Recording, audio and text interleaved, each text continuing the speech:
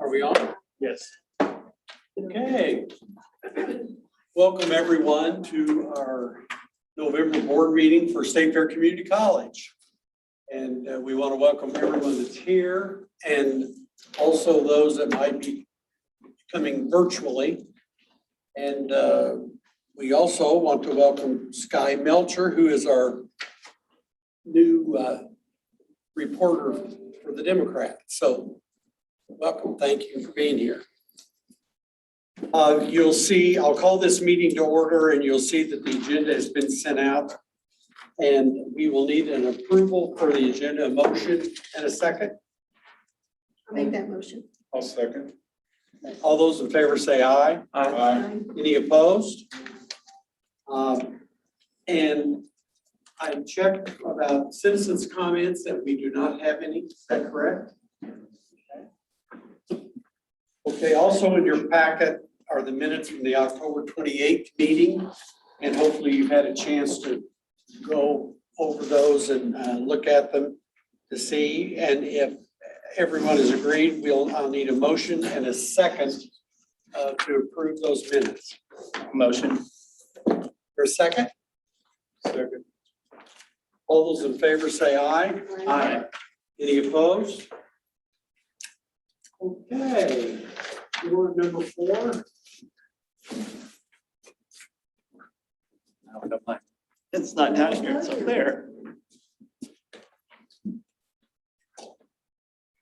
So warrant number 4 for the month of October 2021.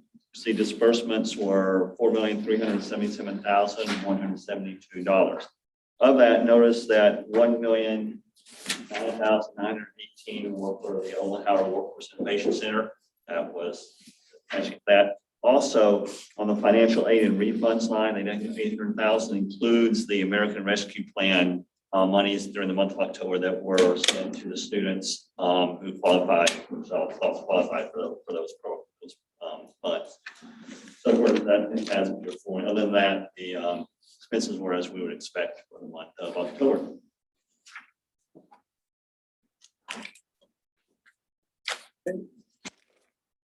Do I hear a motion and a second to accept that warrant as Keith is presented? That motion. I'll second. All those in favor say aye. Aye. Any opposed? Okay.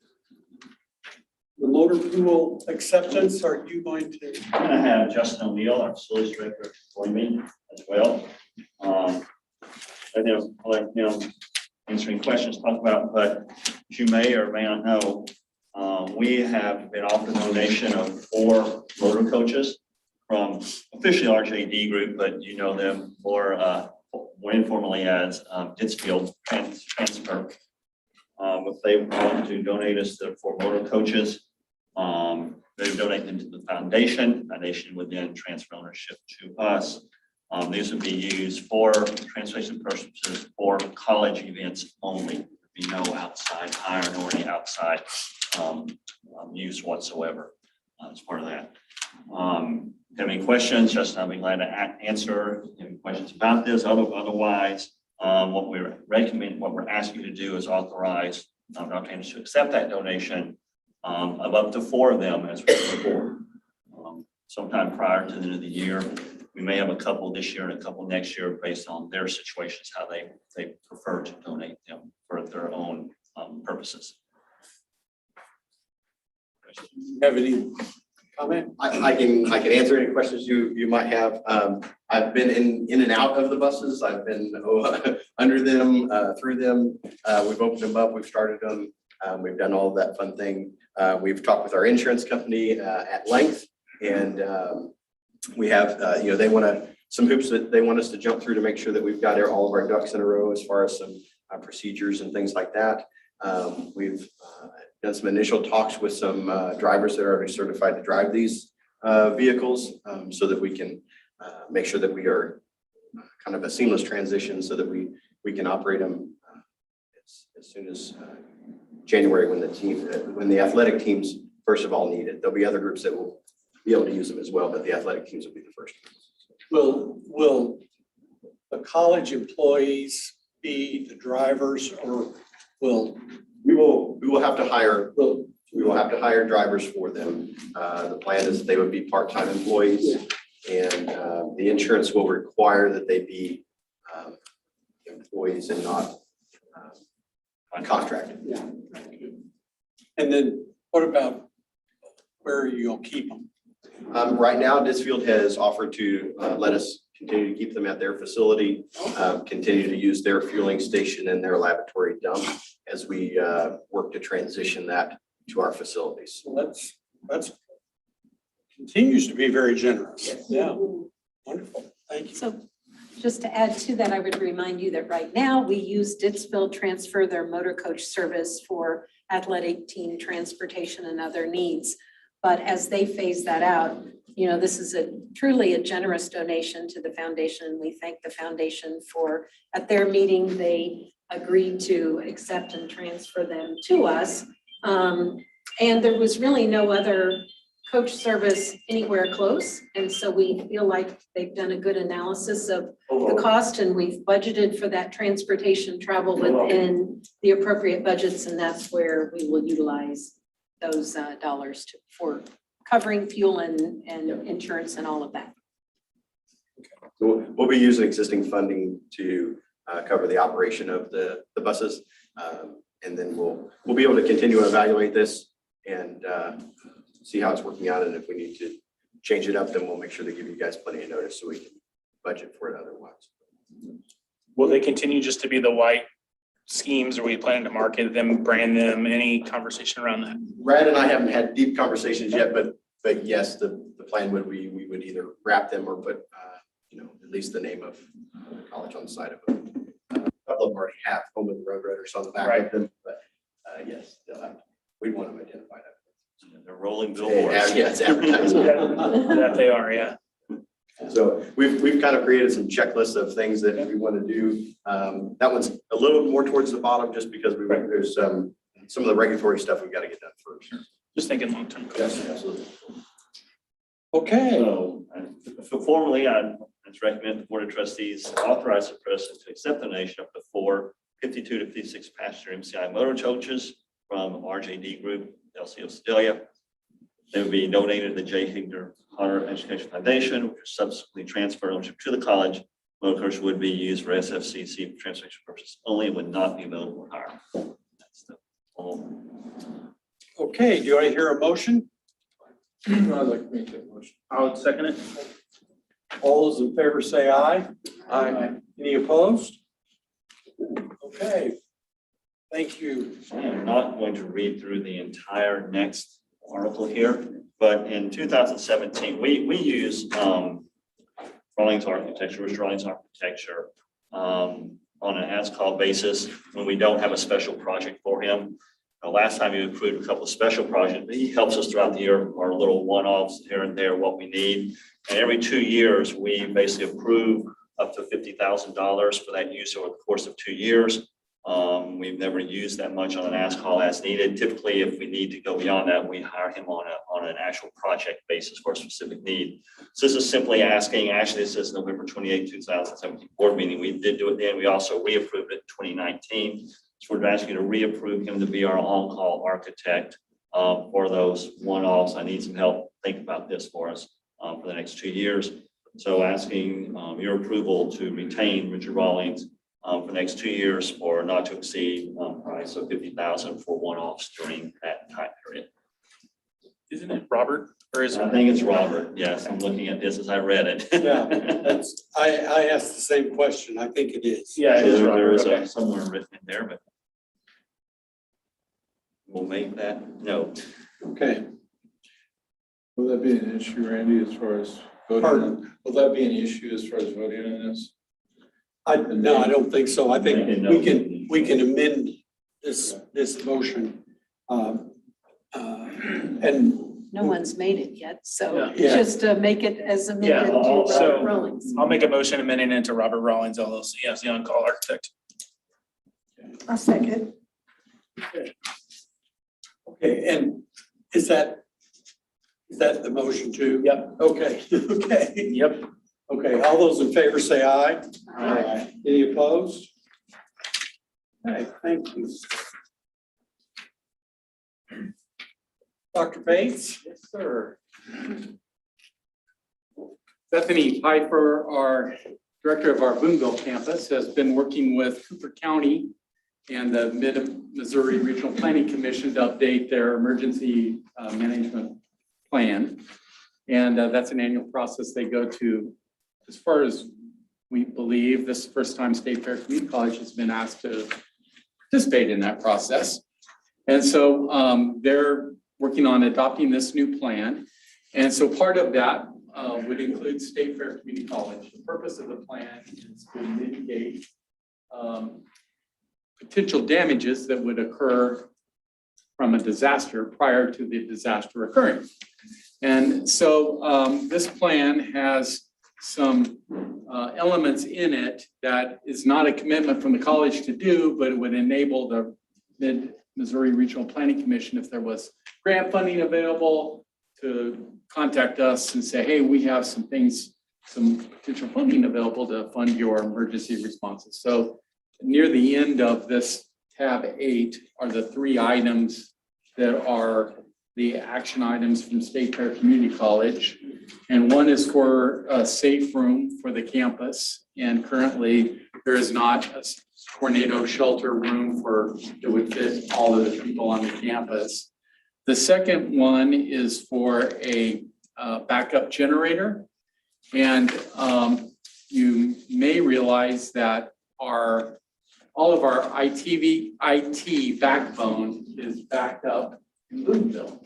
So all of the stuff that's here in Sedalia is also backed up for safety redundancy in Boonville. So if something happens to Sedalia, then we have a backup in Boonville for all of the IT structure. But that system doesn't have a generator. So this, the second item would be for a generator for that IT server.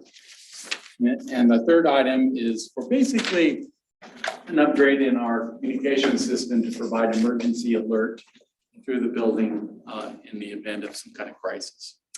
So the process for this requires approval from the Board of Trustees to put this in the plan. So that's what we're asking for from you today, is to approve this plan. And then it'll run up through the flagpole and eventually be adopted by, and hopefully some funding will come from. Okay. And you might just say where those costs that would be incurred, are they being covered by? There are no commitments on costs, and so we have no idea what would be. Hopefully there's grants available that would cover 100% of the cost for it. They would any kind of expenditures would run through our normal processes, and so this is no commitment for expenditures. It's just a plan that can be used for future grants.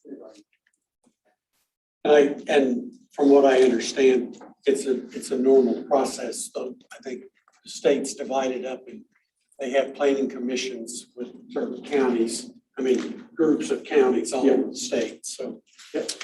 So do I hear a motion to approve this? I'll make that motion. Second, Second. all those in favor say aye. Aye. Any opposed? Okay, Dr. Anderson? Yeah. Well, when we had our legislative forum, those of you got to hear from Kelly Asbury, who is the director of our Small Business Development Center. So I'm not going to repeat, but you were made aware that they do a tremendous amount of work with small business and have brought in to the region that we serve a number of businesses and millions of dollars of investment that those businesses have made. So Kelly has been requested, and she's received a number of awards, as we have announced in the past. Kelly and our SBDC has been requested to expand our services to the Lake of the Ozarks. And so we know that this fits with meeting the needs of the lake region, and yet it wasn't initially part of our budget when we established the SBDC budget. And we have to provide a 50% cash match for any of the salaries that we pay to those employees that are the SBDC, so that would be Kelly. But after a long discussion with Kelly, and we've had multiple meetings, we just feel like that it fits our efforts at the lake. And so we are recommending that you approve the addition of a full-time counselor position for the Small Business Development Center operated by State Fair Community College through the Learning Force. This position would serve the Lake of the Ozarks region, which includes Hickory, Camden, Morgan, and Laclede counties. And we would anticipate starting this in January. Obviously, if you approve this tonight, we would put the position announcement out and try to get someone hired as soon as possible. The grant will provide a 50% match, and then we would provide 50% match of the salary and also add the benefits. So Kelly's doing an amazing job. We want to continue expanding those services that we provide to small business, and that's our recommendation.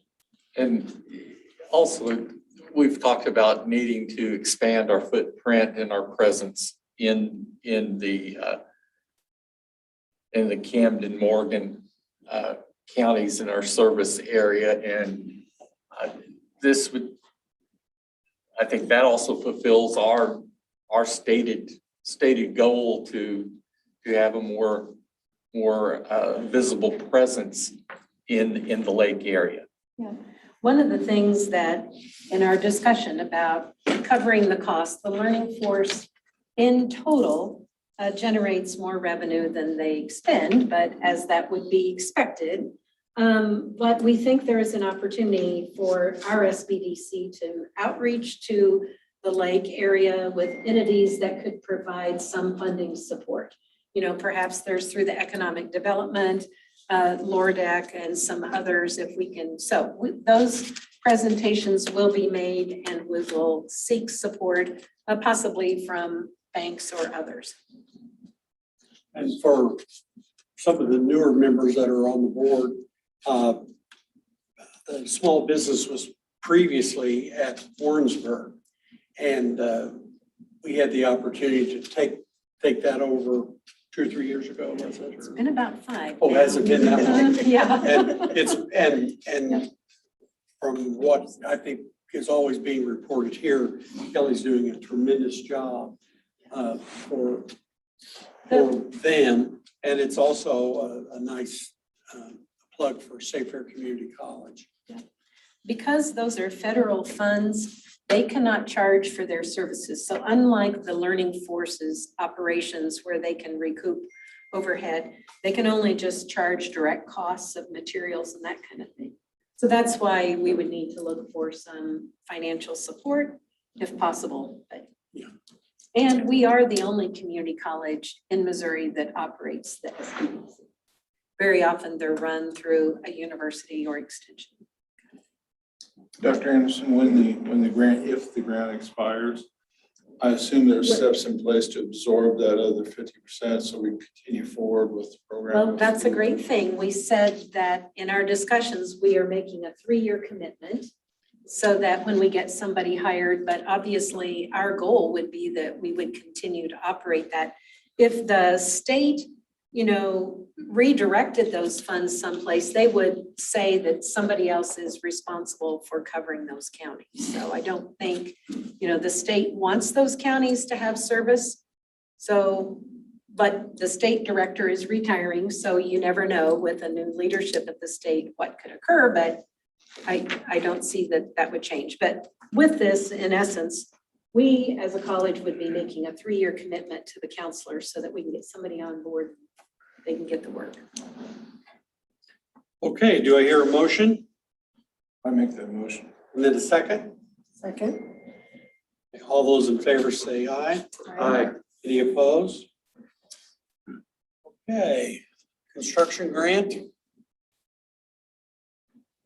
The next 4 items are all related to our CTC Center. They are items that were unbudgeted, so I want to bring them to you. One is to accept some funds that we may talk about, and one is to spend some funds. I'm going to bring Eric Raymer up, who heads up our CTC program. Give me a little background on what some of this is, then I'll have the fun part of actually introducing the motions. All right, thank you, Keith. Just letting you all know that back in the summer, DESI come out with an opportunity that they budgeted $2 million for the area career centers. There's 57 of us. We had to first submit a survey on where we were at in potential construction, whether it was planned, whether it was already in progress. So we submitted our application. We were one of the 10 career centers that were selected for this. So $2 million available. We figured, okay, that's 200,000 when we applied. I went ahead and asked for all 2 million. So then they turned around and awarded us 500,000. So it's pretty awesome to be able to get 25% of the total budget for that. So this will go to help program expansion, obviously, in the new building. And then the next one, and that one I know Keith will tell you is requires a 50% match, but the next one is called Gear 2 funds, and that's some more money that's become available. Again, just to the career centers in the state of Missouri, up to $150,000 per career center would be awarded. And this is the first time I've dealt with it, but it is free money. So that is no match from the institution. So, it's, use it as you see fit. So that's exciting. We put through that application. We were awarded for $150,000. So we are expanding equipment in automotive, precision machining, industrial equipment maintenance, and welding. So I'll just get to, so first one is, item 10 was House Bill 2, which you spoke about. Allocated the 2 million from design and renovation. Obviously, we have the Olin Howard Workforce Innovation Center in process. A large portion of that is dedicated to CTC. So sometimes say it's better be lucky as than good. We were both. So one ask, and that is not part of the budget. It's occurred after the budget. So I'm formally asking you to allow the president to accept the 500,000 from DESI for the Olin Howard Workforce Innovation Center to be added to the budget and then to be spent accordingly. Okay. Do I hear a motion and a second for that? I move that we do it. Your second? I'll second.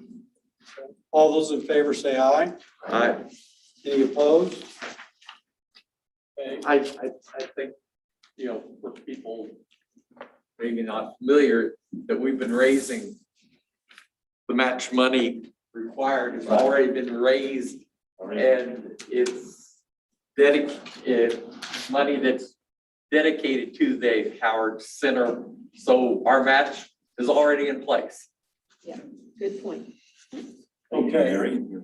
And Keith, are you going to make a recommendation for 11? Yeah, I'm going to look, and they'll tell you a little about the gear money. The reason there is no match, that is actually federal COVID relief money.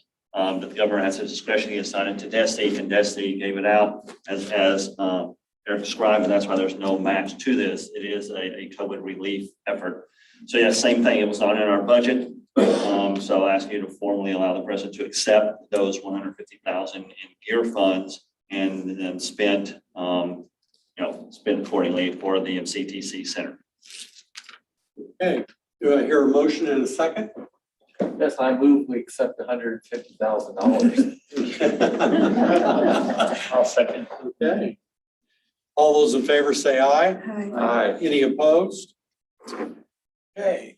So item 12 is spending, and so item 12 and 13 relate to spending the money, some of the money under, these are funds that come in over, the amount that we report, but we're asking you, one of the things they will do is purchase an additional Haas CNC vertical machining center that's sole source, because we have 6 already. That is the platform we work on in the vertical machining area.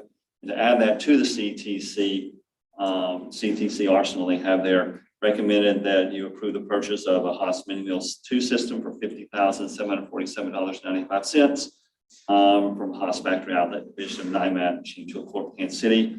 And as I mentioned, that's 100% funded through Gear 2. So This would allow us to expand the number of students that we can serve. Correct. Yes. That is correct. do you see that would be in the Olin Howard Center? Yes. Yeah.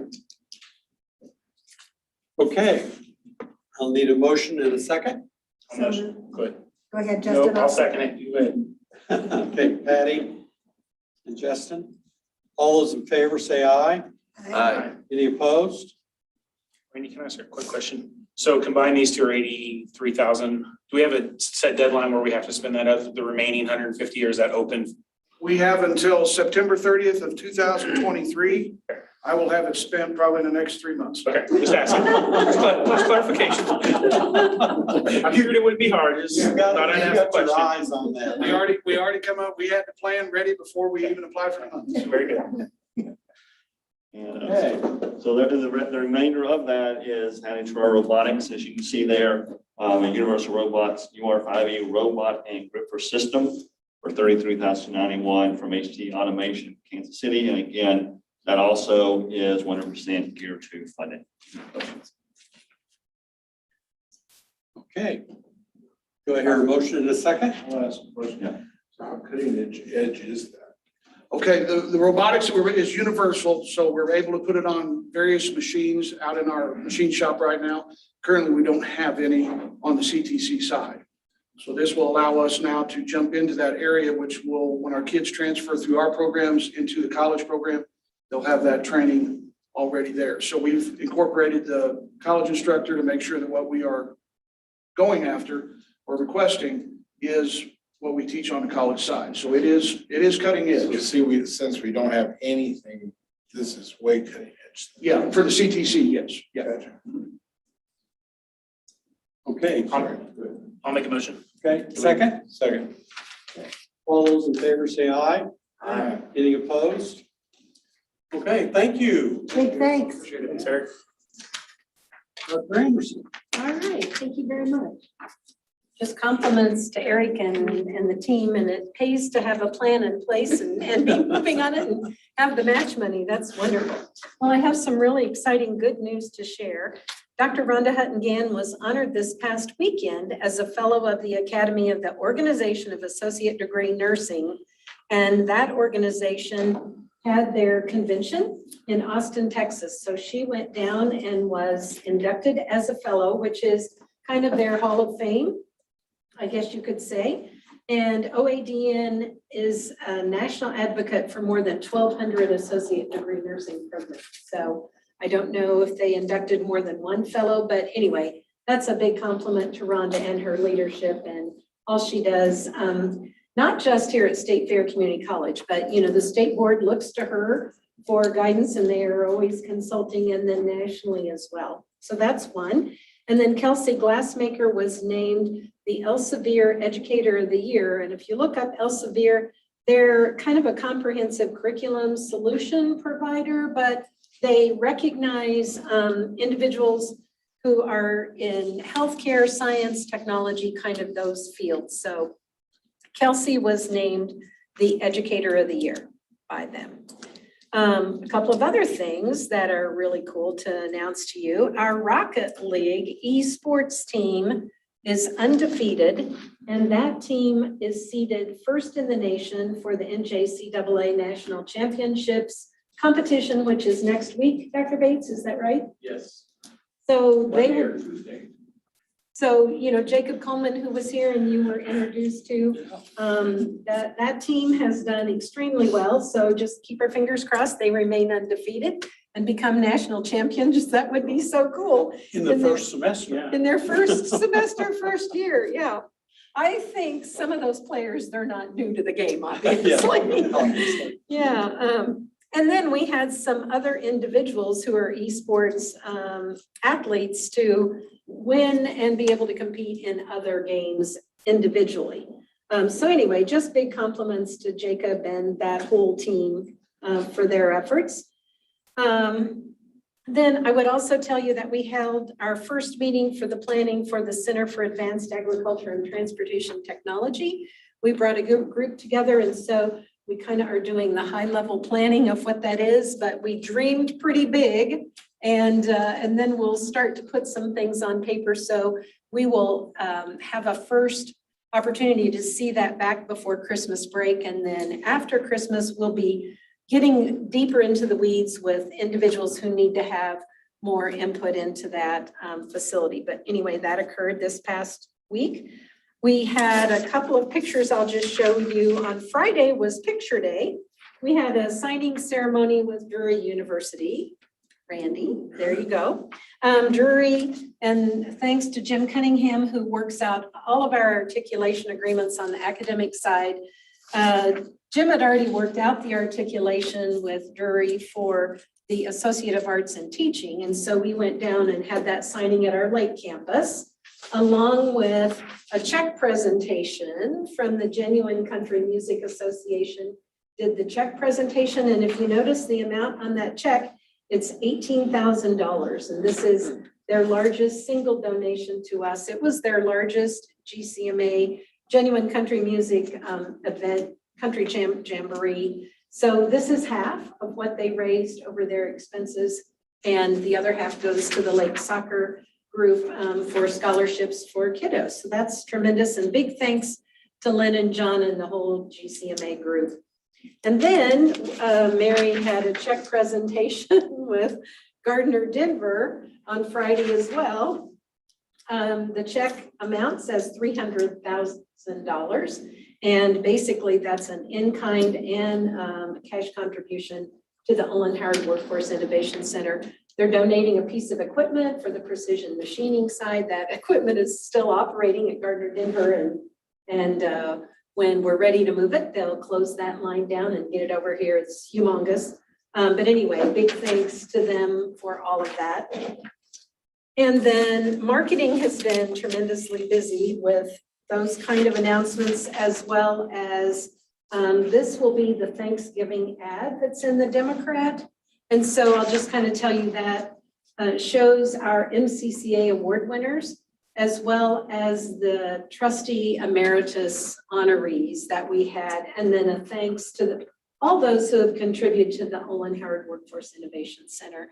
And along with that, then we had a thank you email from Janet Proctor, just saying how grateful she was for that event. And also Barbara Schrader sent us a thank you. So Janet actually wrote a thank you and Barbara sent an email, and I've heard other things that those trustees and their family members were very grateful for that opportunity. I as well. Yeah, to be recognized. Giving Tuesday is a week from today. And so that will benefit the Olin Howard Workforce Innovation Center scholarships. So it will benefit students who are going into the programs there. Mary's goal is $5,000. So if you're getting the emails from the foundation, you will see that in your email today. So I'm just encouraging everyone to help Mary meet her goal of scholarships for students that would be in precision machining and welding or other industrial programs that are with that whole campaign. A couple of other things. Tomorrow is the Thanksgiving dinner for our athletes that the Classified Staff Association and Professional Staff Association hosts. And this year, we didn't have one last year because of COVID, but this year there's expected to be 90 athletes in attendance because, you know, we have large group now here. And so if any of you are coming, please let me know. Shelley stopped in and just wondered, and I told her I would see her at the ball game in a bit and tell her if you're coming, just let me know and we'll let her know for head count. But she said plenty of food, so please plan to attend. Ryan Mahana and our theater department performed Huffs this past weekend, and it was, I think, a very well attended show. Ryan has expanded the amount of times that they perform that, so it ran Sunday or Wednesday through Sunday. Glad to have in-person theater again, and we showcase great talent here. And then Dr. Chris Kendall will, and others who teach in our vocal music department, their production with their Christmas concerts will be Tuesday, November 30th at 7:30 p.m. at First Methodist. That's the new church down the street. So on Thompson, yes. So that will be 7:30 next Tuesday, November 30th, and all are welcome. Jingle on the Green is Thursday, December 2nd. And it's going to be here with food and trees and music, and a big thanks to Polly Grapes. Polly comes in on her evenings, weekends, up whenever she can and decorates the trees. And I mean, just big thanks and kudos to Polly for the beautiful campus that she brings to us. And then big thanks to the foundation for organizing the luminarias that will be across campus that evening and all of the music. And it's a big effort to sponsor Jingle on the Green. But anyway, I think it's something we all look forward to. And then just a reminder, our December Health Sciences Commencement and Pinning is at 2 p.m. on Monday, December 13th. So Monday commencement, and we would be in cap and gown. And so if you're able to participate, we would love to have you here. And we will have your apparel in the MPC is where that will be held. So just let me know or let Alexis know so that we can make sure we've got your apparel gathered up. And then there are ball games tonight, and the women are playing North Central and the men are playing St. Louis, I think. So, and I would entertain any question. Oh, and last but not least, I am just very blessed to work with a great leadership team, and I thank them for being here at your meetings and a blessing that all of you give to me. So happy Thanksgiving. Okay. Well, thanks a lot of stuff going on. That sounds great. Okay, and remind me again the date of the nursing. It's okay. It's the 13th The 13th of December. at 2 p.m. We had it somewhere, but I couldn't find it. Okay. All right. Mr. Acuff, it looks like you're up again. Again. Before I get into the financials, there are two purchases I need to report that don't need your approval, but rise to the point of between 10 and 25 of reporting them. One is for our agricultural greenhouse. Their climate control system has decided it had seen its better days and quit. So they purchased a new climate control system, which essentially consists of more or less a heater, exhaust fans, sensors, to the tune of $14,412. So they can keep that running. Luckily, that is in the budget. We knew it was happening. Second thing we purchased, which is a 50-50 match with maintenance repair. Also, it's been budget we've been looking for about a year now, but for maintenance and Justin's area, he has found through the state of Missouri surplus from the Department of Agriculture, a 2013 Chevy heavy-duty 3/4 ton diesel that he can outfit to push snow, push ice, haul, whatever, for a price of $23,500. And it's in basically perfect condition. And again, that is eligible for 50% match from the state maintenance repair dollars, and that is part of our general maintenance fund. So I want to report on both of those items. Other thing I want to report is 2 weeks ago, we moved $3 million of our cash to central bank fixed income investment division. And they have invested that basically in brokered CDs to a variety of banks around the nation. You can see more about that, but we have officially moved $3 million into.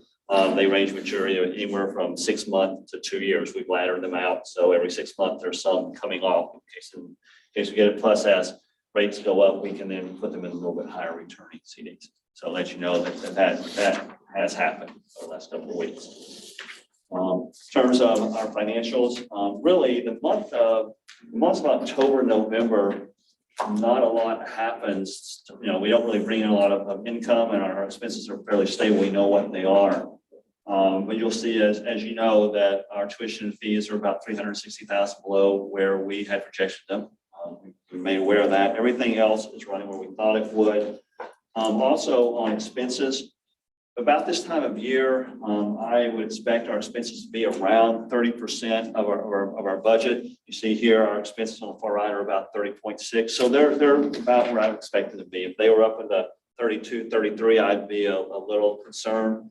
But 30% is about normal for this time of year, how our ebb and flow of things go in that regard. So I'd say that from a budget standpoint, on the expense side, we're probably tracking where we need to be. As we mentioned, we are a little behind as you know, on tuition and fees. That hasn't changed. I think tuition, it's still early in terms of enrollment for next season. I think preliminary, it looks like we're probably doing about what we did last year, which would be good because obviously the fall is below what last year was. So we'll see where that goes in December meeting. Any questions? Also at the December meeting, as you know, will be the presentation of the audit at that point in time. So. Okay. Thank you, Keith. Any of the board members have any other specific questions for Keith? Again, thank you for your efforts. Okay, do any of the board members have any discussion items before we go into closed session? I'm assuming we're going to still meet on December 23rd. No, the 21st. No, 21st, yeah. It's that Tuesday. Yeah. Oh, yes, we did. Yeah. And I didn't cancel it on the 23rd. I would have just been here twice. Well, we would have reminded you on Yeah, the 21st. that's true. Okay. If not, then I need a motion and a second for go into closed session, and then we'll need a roll call vote for that. Okay. Do you hear a So motion? moved. Okay, a second? Second. Okay. Then, yeah. Randall Eaton, Yes.